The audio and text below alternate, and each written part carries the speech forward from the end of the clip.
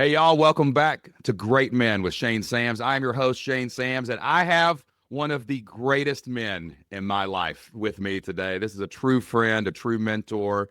He is one of the most prolific speakers on the planet, talked to tens of millions of people, inspiring people with his no nonsense, no BS message laced with hope. I consider him a mentor and a hero from stage. He's my GOAT. I'm just going to tell you that right now. The one and only James Smith. What are you doing, baby? Hey, it's good to be with you today, Shane Sams. Bless you. How are you today? I'm great. Any day I get to hang out with you, dude, is Oh, great. this is awesome. You got to call into one of my rooms on Sunday, so we'll talk about the schedule later. So I get to hang out with you twice this week. I love it. Man, you really are, man. You've been such an inspiration to me for half a decade now. We met about 5 years ago, and I have just learned so much from you, and I am just so thankful that you will come on the podcast today to inspire everybody else. When I think about greatness, I definitely think of James Smith, baby, the son of thunder himself, man. Oh, that is funny. That when I was 5 years old, my dad said, I named you James because in the Bible you're referred to as a son of thunder. And then I had a little brother, and of course his name was John, which like Mm. are the two most vanilla names you could have on planet Earth. And so it's just kind of, he made a big deal out of that. And it's just kind of, names are actually pretty important, Powerful. more so than some people think. Yeah. That's right, man. My wife's name is Jocelyn, which means joy. And man, if there was She ever a woman is. that was named correctly, it is Jocelyn Sams. Joy, man. So awesome, dude. I think mine was my name came from the old Western Shane. That's all. I think I was named after. I've kind of lived my life as a little bit of a cowboy, so I think I there's love that. something kind of rubbed I off, love it. I man. love it. Hey, before we get started, man, like you've lived such an unbelievable life, and humble beginnings, like a lot of us do. But I've never gotten to ask you this because we're always backstage working and doing things. Like, what got you into speaking? Like, because you are just so amazing on stage. Like, how did you get pulled up on these stages?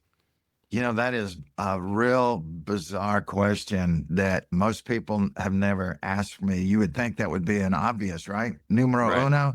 How'd you get Totally. started speaking? Well, I didn't do Toastmasters, so we can eliminate that. I don't eat toast, so that's out.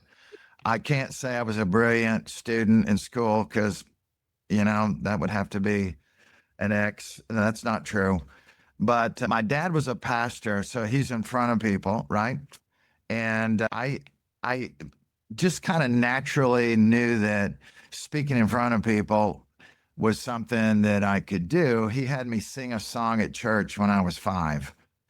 And it was one of those songs. I'm 5, and the song was "My Father is Omnipotent." And I'm like, what in the world is that? I mean, is that like a disease?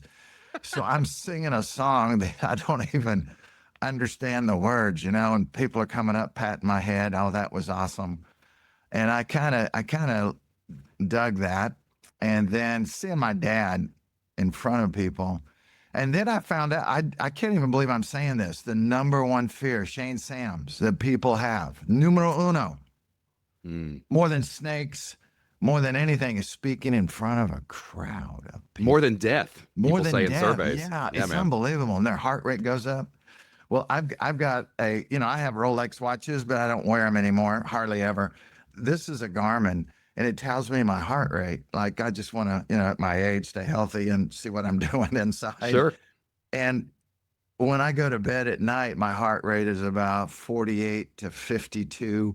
When I'm on stage, when I come, it's about 55 because I'm walking a little bit. So I don't get nervous. I don't care. And my favorite class in school was I made an A one time. Nice job, man. That's good. Yeah. Probably more than Well, I made. I was a 2.4 guy myself, bro. I So, made I made an A one time in high school, and it was in speech. mm. And so I had to give a speech describing doing a demonstration of something. So I brought a little baby doll and changed his diaper in front of the class and put Grey Poupon in the Mustard. baby's diaper, got it on my hand, and I go, It's really not that bad. And That's amazing. and the teacher That's a is great like joke. losing their lunch laughing, and I made an A. So I made an A by being able to speak. When you have confidence and you know what you're saying, you don't need to be nervous. So you just need to go out and speak the truth. So I got started. Your question was, how did you get started? I did lobbyist work when I graduated from college, and I did with a degree in economics and finance. And there's a whole story unpacked about how did you end up going to college, but I did. And I did really well because all of that made sense. A lot of stuff I was taught in high school is stuff that I couldn't use, and I was bored to tears, and the teachers weren't that great. And so I just kind of endured the pain. But when I realized that I wanted it, then I made really good grades and got a degree in economics and finance. And then a company hired me, and then I did presentations for them. Then I did some lobby work for another company. And then I was a real estate investor all this while. And so a company contacted me and said, "Hey, we're going to do a presentation in Jacksonville, Florida, Duval County, and we want you to do a presentation to investors." And I said, "Let me see the deal." I looked at it and I said, "This is a horrible deal. I'm not gonna present that." And so everybody that was there got sued. Oh, wow. And so the people that got sued, they were like, "How did you know?" And so when you have knowledge, even though you may have a talent to present, you don't present stuff that's bad. And Mm, so then that led to a company said, "You've done lobby work. Would you interview to speak?" I said, "No, I'm not going to interview to speak." And, "Well, would you do a tryout?" I go, "No, I'm not going to try out." And they said, "Well, would you just come and stand in front of the group and just introduce yourself?" I said, "Yeah, I can do that." mm. So it was 106 people apparently that were entered or did a little shot. And out of that group, they gave it to me. And I don't know, it's not a style, it's not a game, it's not anything I'm trying to do. It's just people want authenticity. They want people that are real. They don't want you to rub cheese on their neck and Totally. and get slick willy. Nobody needs a slick willy to get up and try to be impressive. Just tell people the truth with passion and pray before you go on stage. Wow. Pray, ask the Lord to guide you, direct you, and tell you what to say. And so, as a real estate investor, I started, doing talks, and then I've done I've done presentations with like I can't even believe it. I mean, the people like Mikhail Gorbachev, Margaret Thatcher, Gerald Ford, all these people, Robert Kiyosaki, all over the world. And so it's just kind of like when I was a little boy, my dad would tell me, and you've heard this story. I know you've heard this story. He said, "The world will give you what you're willing to accept." And Yeah. so I know how awesome God is. And when you realize how awesome God is and he can open doors for you, you don't live in fear. Yeah. You live in confidence. And so God has opened doors, and I ran through them with my hair on fire. Yeah, man. And it's just the number of people that I've met. So when I meet somebody famous, I don't like get on my knees and worship.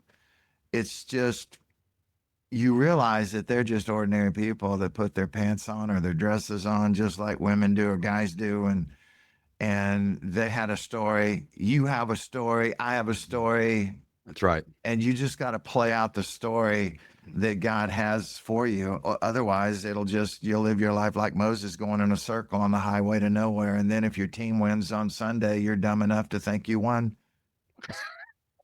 But you didn't Exactly, win. man. You didn't win anything. You're just a moron. You weren't even on the field, You bro. weren't I, even I on the field. I love that story, man. It's so funny like how you're going for finance, you're doing your investing, you kind of have that path. And then it's like even like, it's kind of like you were like saying no to things. Like it's like, nah, I don't want to do that. I don't want to do that. And then someone's like, well, what about this? And you're like, okay. And then you get up there, you get selected. Like that there's like this nudge, you know what I'm saying, that pushed you into this, like it's like the butterfly wing turning into the hurricane that became James Smith, right? And like, it's so funny. Like, speaking was never. I'm kind of the same way though. Like, I look back and I see how I was prepared to be a speaker in my life journey. Like, I didn't want to be a teacher, but my dad encouraged me to be a teacher.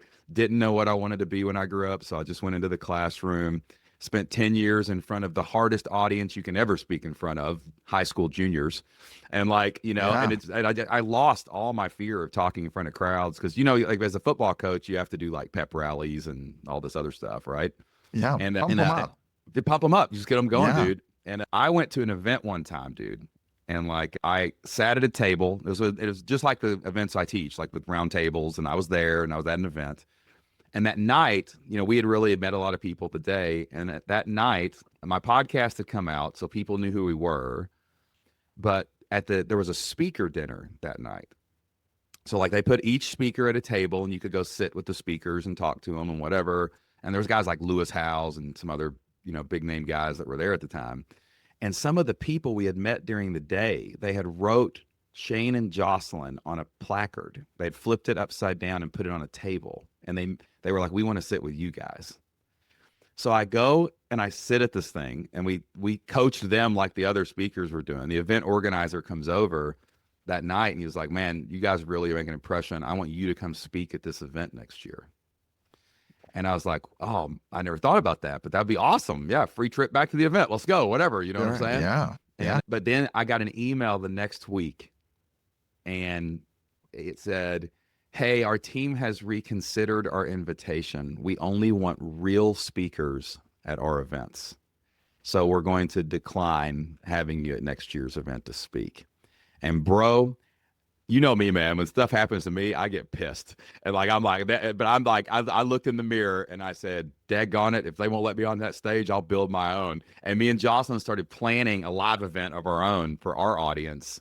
And we got 100 people to pay $9.97 each and come to Nashville, Tennessee. I had someone fly from Australia to be at that because that event was in the Philippines. And we did this event 2 years in a row. And I was like, and it was so funny seeing in the back, 2020 hindsight, how that prepared me. Because even when I met Joe and I was brought in, to speak at live. I wasn't a speaker when I came to that first meeting where we met. I was a fulfillment partner is all I was. And then I got up and told our story. I was the last guy that went that day.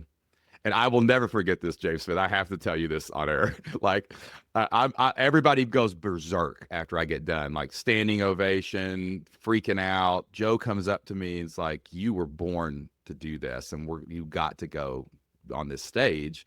And I'm like, oh, okay. And then I had not met you yet.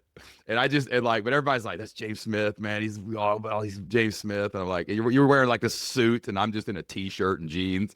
And like, dude, it was like Moses in the Red Sea. The crowd parted, and you walked up to me, and I will never forget this. You said, I don't know who you are, and I don't know what you sell, but sell it to me, baby. I just was like, that was really great. It was so awesome, man, that you said that. And like, just being able to be on the road with you, man, and see all the impact that you make on stage, man. Like, it's not just that you have greatness, like, and you live your life exactly how you want to live it. That's another thing I love about you. But like, you bring the greatness out in people, like kind of no one I've ever seen. Like how do you think you do that? Is it? I mean, it's authentic, it's real. But like, man, people have greatness in them if they would just let it go, Everybody has greatness in them. I don't care what your situation is. Like I have gone to prisons and I enjoy going to prison to speak to people because many of them running on empty. And I really believe that God turned me into a fuel tanker for people that are running on empty. And one of my passions is that every day 22 of my veterans commit suicide because they've lost hope.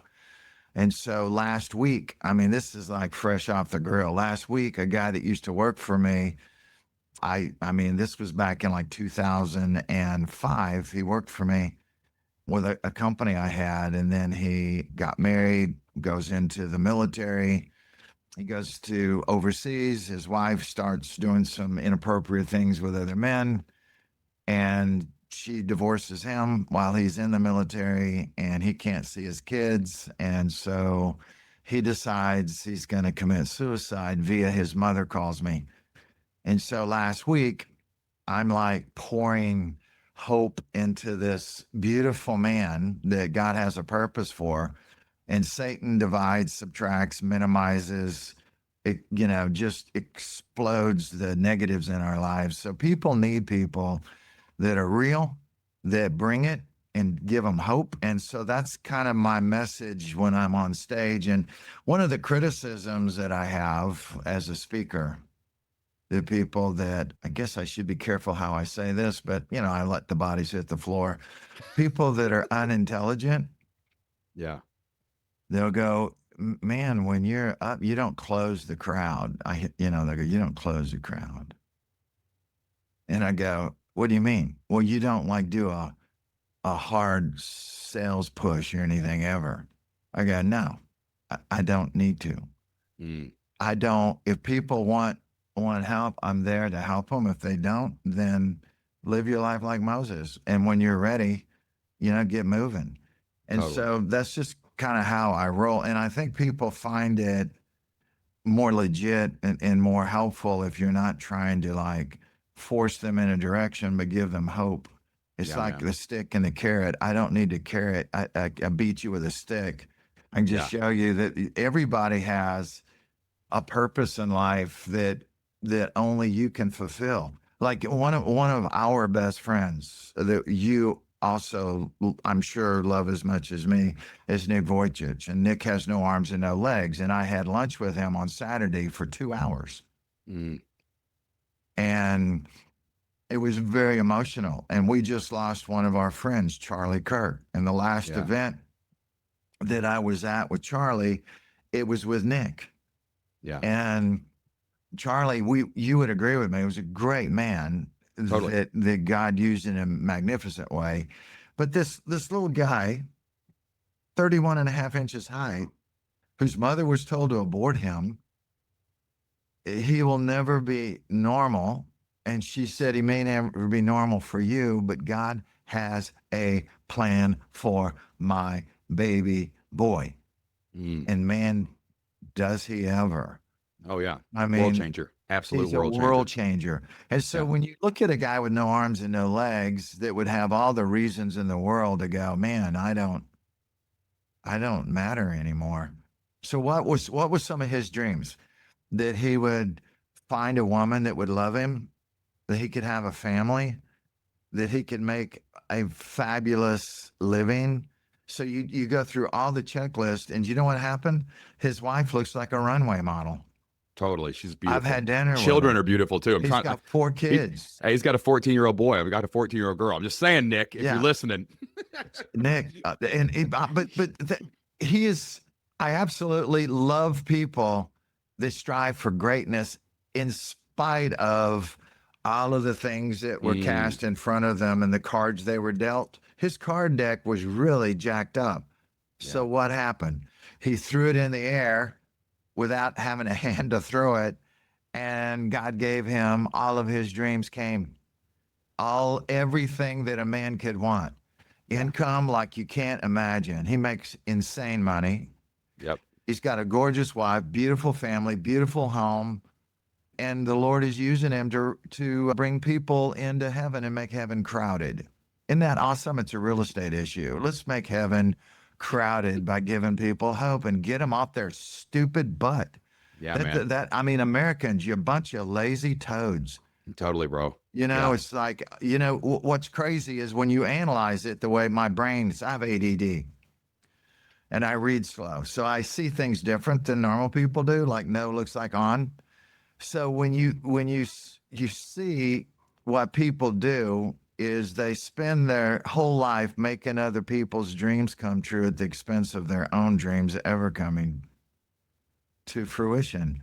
Yeah, man. And so that's kind of my passion. I don't care who the crowd is, what color they are.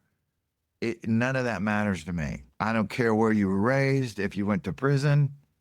And Shane, listen to this. I mean, this is my ADD affecting you on this podcast. I love it, bro. Bring it. So watch this. I'm in Omaha, Nebraska. And my assistant can't come, so I call a guy that is a brother of mine that I met in prison. He did like I think 7 years. I said, dude, I need somebody to help me. Would you mind coming? And I'll get your ticket, your hotel. Would you come? He goes, yeah, that would be awesome. He was born in Caracas, Venezuela. Mm. And so he did like 7 years in prison. And he was an alcoholic. His wife divorced him for good cause. He had an affair, did some other stupid stuff. So he belonged in prison. Right. Check that box. So he got out. He loves the Lord with all his heart, changed his life. His wife got back together with him. You talk about miracles. And so he goes with me to Omaha to help me. And so I don't know why I said it. I said, hey, in this crowd, we got to have at least 40 convicted felons. And the crowd thought I was being funny and they were laughing. I said, it's not a joke. I got 40 convicted felons in this crowd. I can feel you. And then to make sure they knew I wasn't joking, I gave them a gang sign. Of course you did. Of course I did. And then kaboom. So this has never happened, Shane Sams, in my life. Two, I would say almost mentally lame people came up to me with the company and said, hey, it's crowded up here in the front. We want you to go to the back. I said, that is insane. I'll never make it to the back. I'll Right. get snagged. They said, well, that's what the company wants. I go, okay. So I'm walking to the back and I get snagged. Yep. I only made it 50 feet. Guy comes up, grabs me for around the waist. He's crying. He said, I was one of those convicted felons you were talking about. He Wow. said, I did 20 years. And he goes, my friend over here, Zach, he did 7. He said, could you have dinner with us tonight? I said, yeah, but I'm not going to Taco Bell or Burger King or some other gross place. It has to be food that humans eat. So we went to the Brazilian steakhouse in downtown Omaha. Nice. I forget what they call it, Puca de Chico or whatever. Whatever it is. Yeah, man. Whatever it is. Yeah. Yeah. And so we go, and he made over $1 million last year doing what I train. Wow. And I'm at dinner with 3 convicted felons. And the manager comes up and taps me on the shoulder and said, sir, we closed about an hour ago. And you guys are the last guys here. We'd like to kind of have you guys go. Go home to our families. Let's get out of here. And I apologized. And it was just, what is awesome is it doesn't matter what's happened to you. It matters how you use it to fuel so you can accomplish the things that only you can accomplish in life. Because watch this, without Nick Vujicic, I mean, there's people that have become really strong Christians without him doing a crusade in Central or South America or some other country. It would have never happened. Yeah. So when So you see interesting. Nick is actually Charlie Kirk. Yeah, man. You Yeah. know? Nick's an amazing story too, because like, oh man, you kind of gave me an epiphany right there. Something I've never really put together is like, I talked a lot to guys about, being great, but like not being great because like, your church or your community or mom and dad gave you a checklist. And if you just do these things, honey, everything will be okay. It's like taking the whole hand you were dealt. Like Nick has no arms and legs, people. And Yeah. he does more on a daily basis than I can do with arms and legs. It's unbelievable. And like those felons, the guy that made $1 million, like he had to take the whole stew of his life and decide how he could use those ingredients to build some kind of great life on his terms. Like he had to rebuild his life after he got out of 20 years in prison. 20 I can't even years. imagine that, dude. Yeah. But like that's the people that actually do achieve what I would call greatness, like where you're living a life, you're being productive, you're serving other people, you're doing the things that you want to do on a daily basis. You know what I'm Right. saying? Right. And when you and I both talk about our success on stage, because you have to show people what's possible. We're not trying to show off. You know what I'm saying? No. But like it's taking those hard things, the counselor that told you were dumb, and the daycare thing with me, and like all these other things, like the people who will lean into the good, the bad, and the ugly, I find they're the ones who make it. Like Nick could have said, I'm going to be on welfare. I'm going to be in a wheelchair. Woe is me, whatever. But like Hmm. he didn't, man. He said, why would these things not be possible for a guy like me? And then he went out and Right. freaking did it, man. Oh, he You know? did it. Yeah. And it the bad things that happen to you can be the bad things that happen to you, or they can be the nuclear isotope that fuels you in your own personal situation with your beautiful son and with my stupid guidance counselor, which told me I wasn't college material because my SAT score was too low. And she gave me a list of toe sucking jobs that I could do to make other people's lives awesome at the expense of my own. And Mm, I knew she was stupid by the fact she didn't know who I was. yeah. And I knew who I was. I just knew Inside of you. inside. I just knew. And so the world will give you what you're willing to accept. It's not a joke. It's my North Star. And so Yeah. any men listening to this, I mean, I want to encourage you and and you know, and some of you, you know, I hear this a lot, Shane. They'll go, "Well, you don't know my situation." Mm, Okay, watch this. I don't all the care what time. your situation is. You got no arms, no legs. Okay, checkmate. You've been to prison. I don't care. Your wife divorced you. I don't care. You've been married 4 times. I don't care. You're an alcoholic. I don't care. You do drugs. I don't care. You can overcome all of what the dark side has put in front of you, and the negative, God will put a plus sign on it. It looks like a cross, and you can accomplish stuff you don't think you can. But you have to want it. If you don't want it, I can't want it for you. And there is help for everybody, no matter what your situation is. You want to learn how to make money? There's help for Yeah. you. Totally. You need counseling for you and your family? There's help for you. You know, you need mercy, there's help for you. You know, I've even had people go, "Well, my situation, I got a bankruptcy and my credit's really bad. How would I ever get started?" I can show you how to get started with a bankruptcy. Your credit score is 580, and I can show you how to get started to make money. Yeah. Totally, man. So it's Yeah. just like, I don't care what your situation is. God has a new deck and a new deal. But if you won't open the deck because you're some lazy little puke and you want to spend all your time watching TV, Yeah. everybody has the time to get ahead. It's just, how do you manage your time? And time is the number one thing that great people don't waste, that That's right. ordinary people throw away like it has no value, is your time.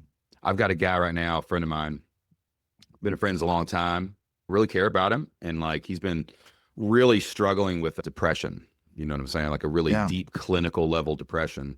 And, you know, and I'm a person like, you know, I've told this story here before. I have had depression in my, like I've went through seasons of real deep, dark, like, why is my brain doing this to me? You know what I'm saying? Hmm. And we were talking the other day, and I was telling him, I was like, you know, listen, man, a lot of people who are depressed will ruminate into the past. That's what they'll do. They'll just start, oh, this is this has happened, this happened. And I'm like, fine, I agree with you. All those things happened. Right. That's true.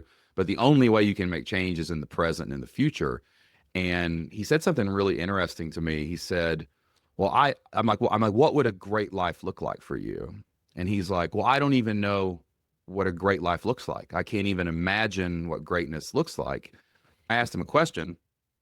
I said, who is somebody from your childhood that you said was a great man?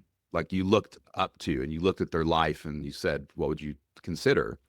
And he was like, well, so and so. And, you know, I was like, well, tell me some of their attributes. This is actually a thing I do in some of my classes with people. And I was like, and he was like, oh, well, this person was like on time, family man, did this, did that, went to work, blah, blah, blah, all the things, right? But you don't know what greatness looks like. What are you talking about? Like, you know, you had a person in your life, but it's also not just that we recognize, you know, we all have these heroes from our childhood and things like that. It's not that that person was necessarily exuding that. You knew what to look for because you knew that's what you wanted inside yourself. That's why you recognized like the great man when you saw him, because these were the attributes you actually wanted out of your life. So pull those back out and let's rebuild and start moving toward those attributes in your own life.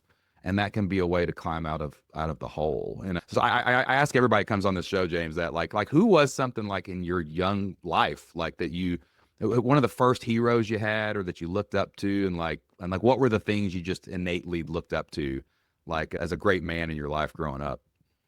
It would be my dad. My dad was, this is kind of crazy. My ancestors on my dad's side came to the United States through Ellis Island in New York. So Mm. my dad was born in New York. And my dad would hitchhike every Friday when he would get out of school at a university in Boston. He would hitchhike. He'd either go north or south, but people don't hitchhike anymore. It's not safe. But he hitchhiked through the South when he graduated from college and was going through Mississippi. And he stopped at a country church, and my mother was singing in the choir. And he told his friend, he said, I'm going to marry her. So my mother's from Mississippi, and my dad's from New York. So I've got this real eclectic, weird genealogy of people in my That's family. about as opposite as you can get. Oh Right my there. dude. And it's not just Mississippi. It's like Macomb, Mississippi, Pike County. And the people are awesome. They're so sweet. And you learn their vernacular. Bless your heart may not be a compliment. That's right. But That's a cuss word where we come from. yeah, a northerner will think, oh, well, that was so sweet. Not necessarily. Let me show you how to debone your chicken. And so my dad studied Latin and Hebrew. So when he was a pastor, he could like really bring it. And he was a beautiful storyteller. So it was a denomination that had a poverty mindset, which I'm not going to name them because somebody will get their butt in a wad over it, and I don't want to hear it. But the denomination is a poverty mindset. It Yeah, just totally. is. The poorer you are, the better it is. My dad didn't preach that, but the denomination 100% is that way. And so I sniffed that out real fast when I was a kid. And my dad was very encouraging. He was a very smart guy. He could read a book in like an evening that would take me 5 months to read. I mean, he was just unreal. And he would ask me, because we didn't have children's church, he would say, what was the sermon about today? So I needed to pay attention, in other words, Totally. because I didn't want to disappoint my dad. So I'd tell him what the sermon was about every Sunday. I'd have to tell him what it was about. And so it was kind of, just I'd always looked up to him because he just always had the answers that I needed. And he encouraged me. And when I was 5, after being told the world will give you what you're willing to accept, I had like 9 bicycles, and I didn't steal them, but I had 9 bicycles because teenagers thought they were gross and they hit puberty and they didn't want to ride. So I got them and doing chores. And then at 5, I just knew I wasn't a normal child. And everybody wants to be normal, and normal people suck. Yep. So I want to be extraordinary. And that's the only way to be it, is not to be normal. Yeah, man. That's amazing. That's a beautiful story. It's so funny, like just all the conversations we've had. I was actually doing your podcast, and we were talking before we got on there. We were just talking about, like, because me and you jive and we have a good time backstage. 100%. Yeah. Because our backgrounds are very similar, actually. It's so funny how we went through school and people told us, you know what's funny? When I was in 5th grade, they did like IQ test or something, right? Yeah. And I was terrible in school, though. I was the F on the, I was bored. I just acted up all the time. I was a knucklehead. And I got put in the gifted and talented program, dude. Now listen to this. Talk about the world willing to give you what you're accepted or whatever. I didn't want to do it because you had to go to more school. You had to go to the high school and take extra classes after school to do chemistry or whatever they were teaching you over there. And but my mom and dad were like, hey, you need to go to this. It's going to be good for you. And I'm like, whatever. And I had a bunch of parents come down to the principal's office and complain that they were putting me in class in the gifted and talented program with their kids. Like that. Now imagine if young me had just been like, well, I guess I'm not supposed to be over there. You know what I'm saying? Oh man, that actually happened. And when we were talking about for your podcast, though, one of the things you said was interesting. Like, oh, Shane, man, I love when we hang out because I love storytelling. I love storytellers, and we're storytellers. And I love that one of the first things you said about your dad, the very first attribute that I wrote down was you said, my dad was a storyteller. And it's so funny how you see that in him, and then that comes out in you. Your dad was encouraging, and you're the most encouraging human being I've ever seen in my entire life. And that's why your lines are always the longest after we walk on stage. And like, finds the answers. Like that, I feel that in you. Like there's always a solution to like the problem. And man, we have this innate ability not to recognize like cookie cutter greatness, like whatever, Abraham Lincoln or whatever, but like it's greatness from your attributes that are inside of you that you want to come out, and you got to make them explode out into the world. Isn't that funny Uh, how, and if people would just realize all 100%. the answers are inside of them, but they're Yes. looking to the wrong places to kind of get them, Yeah, and the other thing, and you've alluded to this before, is that if you have an idea, a thought or concept of something you want to do, you what you want as a human is you want edification, you want confirmation, you want, wow, that's a great idea. But so many people, when they float up an idea to a family member or a friend, they'll go, oh, that is stupid. That Mm, won't work. Hey, there's a game this weekend. Why don't you come over and suck toe and we'll watch it together?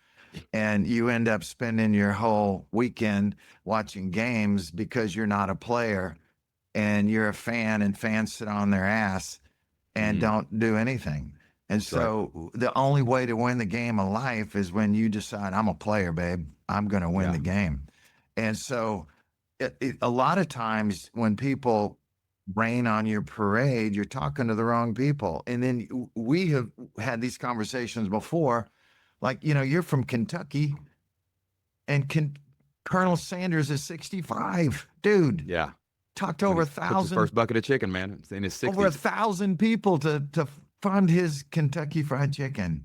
Yeah. And they would say, no, Yeah. stupid idea. No, it's dumb. People, that's stupid. Oh, man, that is ridiculous. Oh, are you an idiot? I mean, look at your clothes, freak. I mean, and then he just kept at it and then ended up selling that to a hedge fund. And Yeah, so, man. it's everybody has greatness in them. Is, do you want to manifest it or do you want to hide it, as the biblical story would say, under the bush? Yeah, man. Hide Yeah. it. I don't want my light to It's shine. I think one thing I notice things. I'm so I wake up every day with gratitude for the people who I have in my phone. I mean, just the people that we get to be around because of what we do is just it's just the greatest gift. And I've noticed a couple things from people. Number one is that people that we hang out with are really good at building and managing resources, and they know how to they understand investing, not just earning. You know what I'm saying? that's Yep. that's that's a practical thing I've noticed. But I also notice that like everyone has faced major challenges, like things that would drive the negative, the doubt, the thoughts that come up in your head into overdrive, like over and over again, like throughout life. Our friend Joe one time told me that he doesn't trust going into business with people who haven't been bankrupt because they haven't really seen the bad side. You know what I'm saying? Because if you can, Yeah. you got to make it through those things. And like I've developed like a lot of like, I'm just like everybody else. People always come up to me and they're like, "You're so positive all the time," and I'm like, "Well, you don't know what's going on in my ears half the time because there's always doubt, Hmm. there's always Hmm. negativity, and you are superhuman, dude. But I know you're human underneath that Superman cloak, and like I'm sure negative thoughts creep up in your head just like everybody else. Like I think if people could if they could beat those negative thoughts, then it would make room for them to see like their greatness that they could produce out in the world. Like what does James Smith do when the world gets hard, when the negative thoughts happen, when the business deal falls apart, when the argument happens with a loved one or a friend? Like besides, what do you do when those thoughts come up? Because you have to win that war if you're ever going to find like peace and greatness in your life. You know what I'm saying? Yeah, buddy, that is an awesome question. And I've never told a story before, so this is like virgin timber. I had an accident several years ago. This isn't like a long time ago. This is in recent history. I had an accident and it was serious. And I was in ICU, Mm, in intensive care unit, in case you're not a good student and don't know what that means. ICU. Okay. No, ICU. No, it's ICU. It's a right. different kind of ICU. And so I'm in there, and I had some surgery, and they said, you're probably not gonna ever be able to do what you do ever again. And so the surgery was real serious. I mean, it was brain surgery. And so I'm listening to the doctors and I'm like, man, you don't know my Lord. You don't know Mm. me. And so I'm not supposed to even be able to have a cognitive conversation with you on the podcast, according to my doctors. They're nice people, no disrespect to them, but they were stupid. They didn't know. And Yeah. so I was so bad. I mean, I couldn't even do my password on my computer, and I couldn't even open my phone. So it Mm. was really bad. I couldn't walk, Dang, and dude.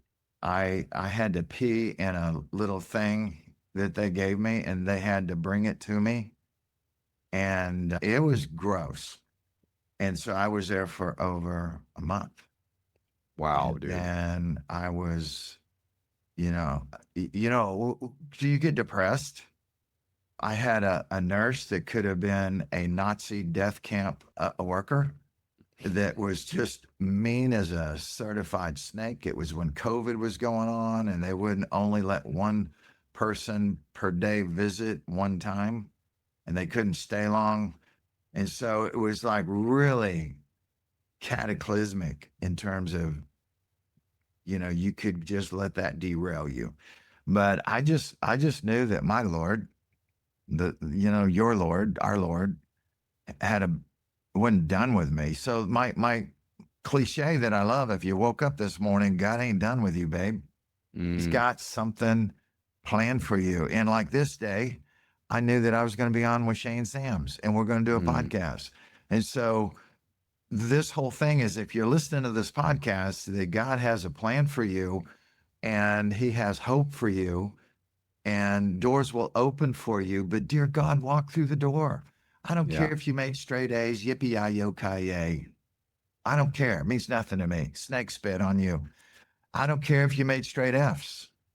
I don't care if you've been divorced. It doesn't matter. You can do things that will bring you joy, peace, and harmony. And it's not how much money you make. Right. 100%. It's not, it's that, there's no level of income that will make you happy without you being okay in your head and in your spirit and your soul. Yeah, It man. doesn't That's matter. beautiful, dude. That's And I have beautiful, been dude. on stage with billionaires, lots of them, not one or two, and I can name them for you. Richard Branson, Yeah. yeah, I've done multiple shows with him, billionaire. I could do this for the next 10 minutes and you go, okay, stop. Seriously, this is not going to be that long. And some of them I've met. I like Richard Branson, really a cool dude. But there's other billionaires that I've been on stage with that are just total pukes. Miserable. And they're Yeah. miserable. They're just miserable pukes. And I mean, I just wanted to hand them a warm bag of vomit and go, yeah, enjoy that. Because they're not nice people and they think they're hot stuff. And Yeah. how I judge a speaker in the back, which you don't see out the front yet, is how they treat the security people, Yes. the people bringing food, the people bringing water, just the munchkins that you Yeah. never know. And if you think you're hot stuff and you don't want to talk to them because they're human maggots, then Yeah. I have radar for I see it. Because according to my stupid guidance counselor, that's kind of where she had me pegged, that I could be maybe a security guard or a bus driver. That was on the list, truck driver. And if you're a truck driver, bus driver, or security guy, please, I'm not being judgmental. Just wasn't your path. It That wasn't where was you knew you were it going. was not my path, but if that's what you do for a living, dear God, let us show you how to make a life is what you live and a living is what you make, and they don't mean the same thing. That's right, man. Yeah, They man. Yeah, do not mean the same thing. it's stuff and like thanks for sharing that too, by the way. I know that was just like a, new thing to share, like, but like what I loved, what I heard in that story was this one line you said, like you can't realize who you can be in the world until you know who you are in your head, your heart, and your spirit. You know what Hmm. I'm saying? And that Yeah. knowledge of that it was what gets it through.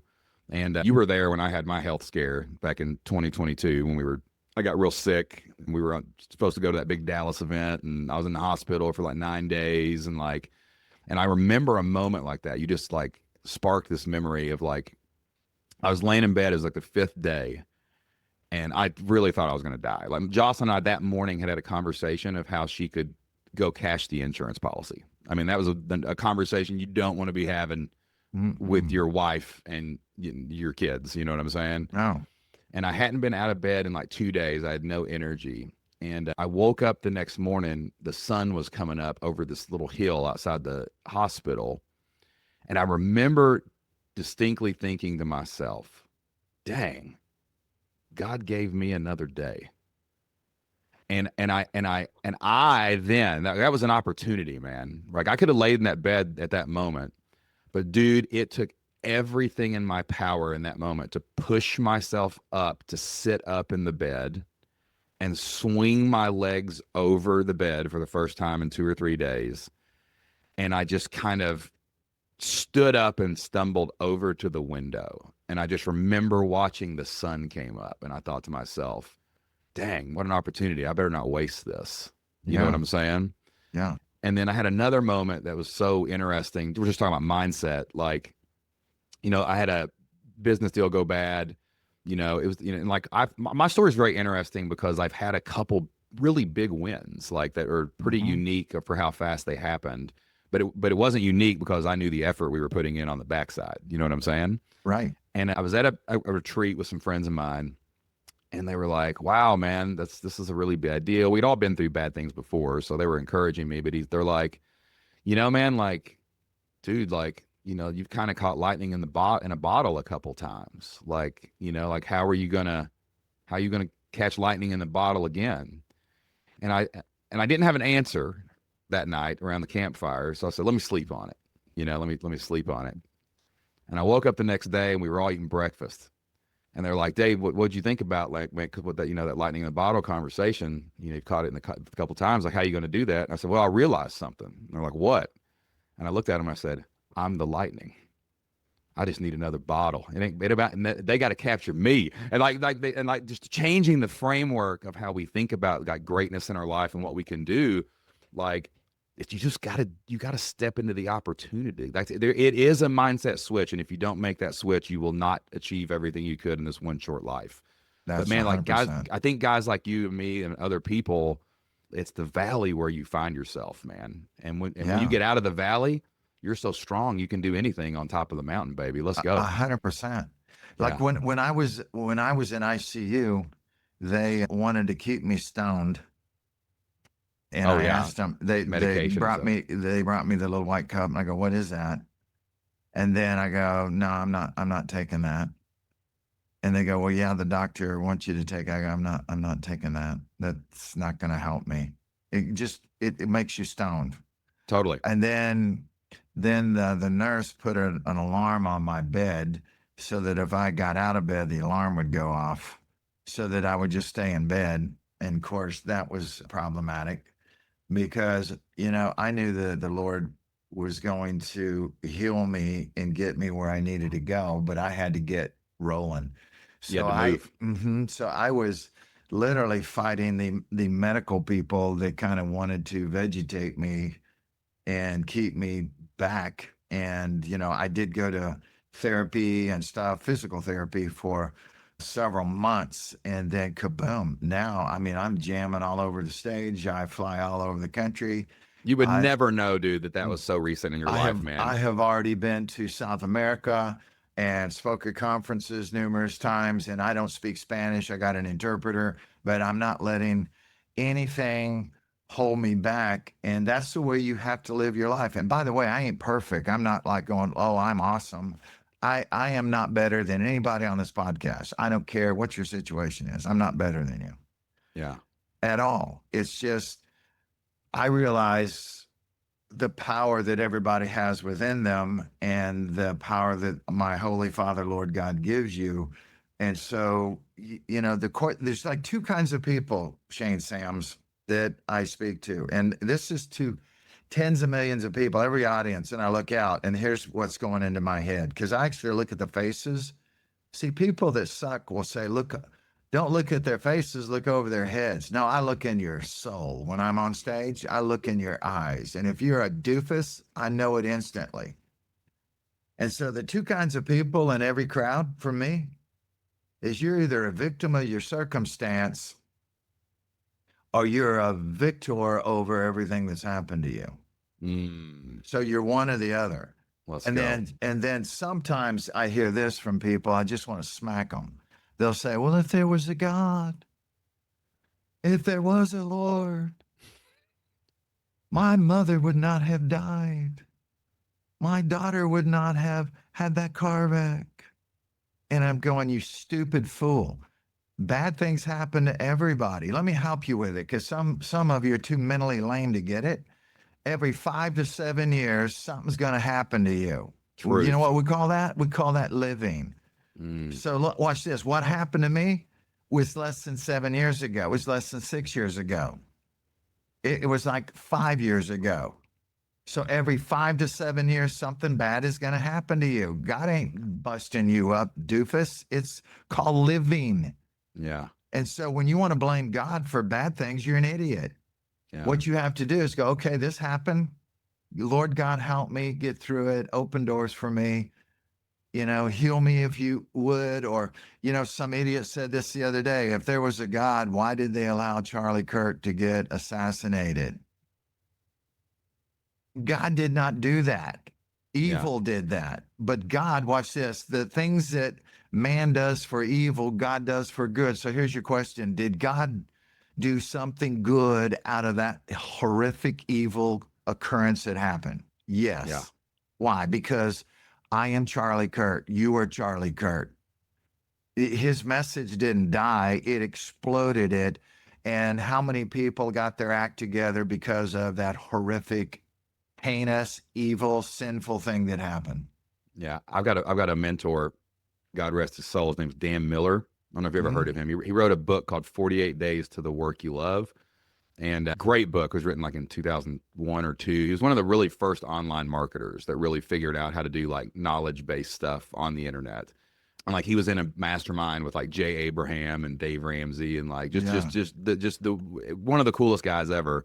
And I met him one time. He invited me and Jocelyn to come down, hang out with his wife. He lived down and he'd moved down to Florida. And it just, we really had a heart for communities, like we're both community builders. That's what we do for a living, basically. And just a great guy, man. And he had an awesome framework, man, of life. Really, really beautiful framework. He got diagnosed with cancer. He only had a few weeks to live. And I got an email the week that he died, man. Dude, I know this dude is like putting his affairs in order, trying to spend time with his parents and kids. And I had asked him like a couple months before to endorse my book. You know how you get like blurbs or whatever? Yeah. And the week he died, man, I got an email and it was from Dan, and he wrote the most beautiful paragraph and for endorsing my book. And he said, "Hey man, I've been a little busy. I'm sorry this took me so long to get back to you." And it was so funny, man, because I thought about the conversation I had to him when we went down to Florida, and it changed my life when he said this to me. He said, "Shane, whenever anything bad happens to me, I want to know the challenges first, the benefits second, because everything has benefits." Yes. And then he said this sentence, "And what does this make possible?" And like to his deathbed, dude. And I live my life like that every day. I use that framework whenever the rumination kicks in, something creaks in, I do something wrong, I make a mistake. I'm like, okay, challenges, benefits, and what does this make possible, dude? And I know this, James Smith, you have made a lot of life and a lot of great things happen. You've made a lot possible, like for a lot of people, man. I love you, dude, so much. I respect you so much. You've inspired me. We've had some funny moments on the stage. One time I decided to walk out early and pull James off the stage in the middle of honoring our United States veterans. So that was my underwear in front of the classroom moment in my life. And James was so gracious backstage. I was like, whatever. But I got to ask you one more question before we go, okay? Yeah. You have been on stage everywhere, done everything. And I know being a speaker, and I ask all speakers this question, you see some crazy crap out on the road, dude. Like, can you think of like one crazy, hilarious, something that just preposterous that happened? Like where you're out speaking someday, like some nut did something or something Oh man, I've hilarious, got man. so many because I kind of bring the heat and say things you're not allowed to say because I talk, they say never talk about sex, race, religion, ethnic origin, politics, or what favorite stupid sports team you worship. And I do all of that. So I'm at the Javits Center and we've got, I don't know, 40,000 people. Tony Robbins is there, Donald Trump, all these famous people, Kiyosaki. And I'm speaking, and this woman gets really upset. And they've got breakout rooms and there's cameras and they got the speed bumps over the wires that go to the cameras, and this woman is walking in front of the stage. It's 8 foot in the air and she's shooting me her IQ and her middle finger, and she's looking at me shooting me her IQ, and she hits the speed bump and face plants, Oh no. and I just walk up to the corner of the stage and go safe. And I just keep talking, and most of the crowd Oh, didn't see her. Some did, and they're roaring. And then, like 6 weeks ago, I'm in Philadelphia, and we got, I don't know, like 10,000 people, and they've got Saquon Barkley there, who's a running back for the team there, the Eagles, and the coach was there, and a whole bunch of people. And I'm speaking, and this guy runs up to the front and he's yelling as loud as he can, "You are Satan. You are Lucifer. You are the devil." And he's just screaming it repetitively. And so I start laughing and I start talking over him, and I give him the love sign, the heart hands. the heart sand, and said, "No, I'm covered by the blood of Jesus Christ, and he loves you, and so do I. You've had way too much Tabasco." And I'm talking really loud, and they come and drag him out. So I've had some wild things happen. I've had mics stop, so I just scream louder. I've had lights go out. I've had fire alarms go off, and I finished my talk in the parking lot. Every crazy thing that could happen, I have had happen, but it doesn't bother me. John I love it. Maxwell was in the back when the guy was screaming, and I go to the back, and John Maxwell goes, dude, that was awesome. That was incredible." So it's just fun. It's just like snow skiing. You don't know how you're going to go down exactly. You just know you're going down. You're going to love it and have a good time and smile while you're doing it. And that's the way you should live your life, because you Right. might hit a mogul. Just go over it, up around it. Or if you fall, get your butt up and put your skis on and keep rocking down the mountain and laughing and loving God and having a good time. Boom. Amen, man. That's great, dude. James Smith, man, I love you, brother. And tell everybody about your podcast real quick and where they can find you Yeah, online so they can check you out too. James Smith Series, SERIES.com is my website. You can find my podcast on that. Boom. And I'll be over there with you on it too, man. Dude, I love you, man. I'll see you out on the road, bro. Thank you, brother. God bless you.